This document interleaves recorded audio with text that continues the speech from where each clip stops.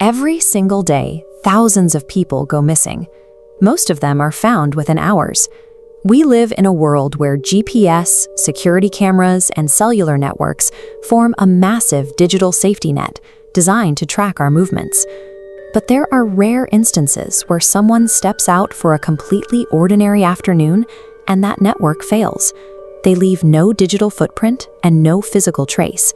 We are looking at 5 disappearances that remain officially unexplained. We've organized them by location, starting with those that happened in the wilderness and moving toward cases that occurred inside the heavily monitored spaces of our cities. These stories suggest that you don't have to be engaging in high-risk behavior to vanish. It can happen in parking garages, in a motel room, or on a short walk home. Historically, the most logical place for a disappearance is the wilderness. The vastness of forests and long stretches of empty highway can easily hide the evidence of an accident or a crime. In 2018, 22-year-old Ethan Miller went on a solo weekend hike in a remote Oregon forest. He was an experienced hiker, carrying 3 days of supplies and a GPS tracker. But on his second day, that tracker suddenly stopped transmitting. Search and rescue teams used tracking dogs that picked up Ethan's scent and followed it for several miles. This map of the area shows exactly where the trail ended. The dogs followed his path deep into the woods, but then stopped abruptly at the edge of this clearing. There were no footprints, no dropped equipment, and no signs of a struggle. The trail simply ended in the middle of the woods. A year later, 26-year-old Michael Reed was driving through a rural area of Montana. During a late-night phone call to his girlfriend, he told her that a truck had been following his vehicle for nearly an hour, matching every turn he made. His girlfriend listened as his panic increased. Finally, Michael told her the truck was pulling up directly beside him. After several seconds of silence, Michael screamed, and the call disconnected. Police found Michael's car the next morning, parked on the shoulder of an empty road. The doors were locked. His keys, wallet, and phone charger were all left inside. There was no broken glass and no sign of the truck that had been pursuing him. Nature is vast, but it usually leaves a trail. In both cases, investigators were unable to find the physical evidence, like footprints or vehicle tracks, that would normally explain how a person leaves a scene. While the woods are isolated, suburban neighborhoods are built for visibility. In a quiet Texas suburb, 17-year-old Daniel Carter left a friend's birthday party at midnight. His house was only a 15-minute walk away. He was traveling through a residential grid where he should have been home before his parents even noticed he was gone. Days later, his mother received a 12-second voicemail from Daniel's phone. It contained the sound of heavy breathing, footsteps, and a faint whisper saying, "Don't let them see me."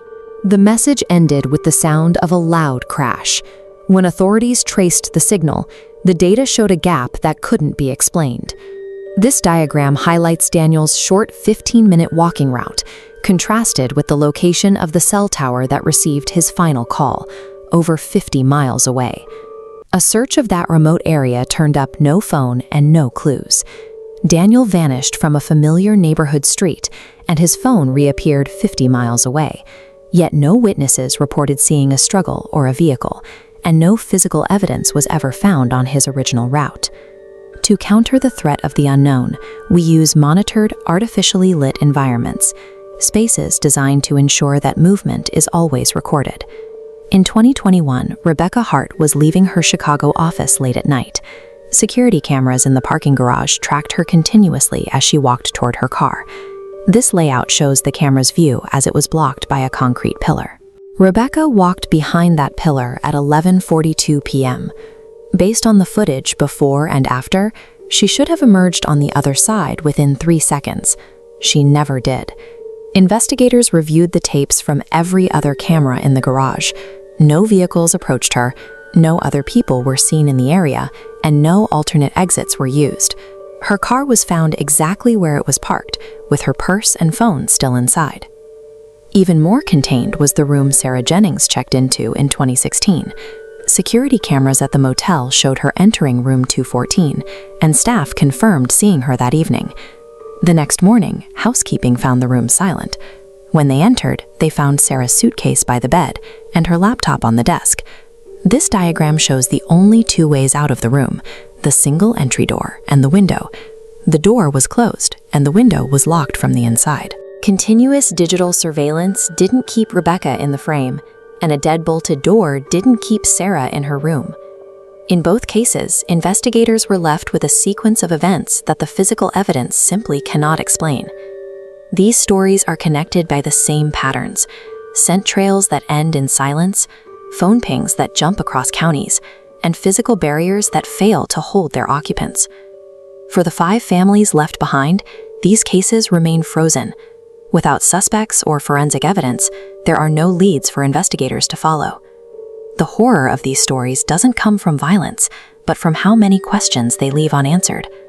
They suggest that even with lights, locks, and GPS, it's still possible for a person to simply stop being there. Which of these 5 cases do you find the most difficult to explain? Let us know in the comments. If you're interested in more unexplained mysteries, like this video and subscribe for new stories every week. Until next time, stay safe and stay curious.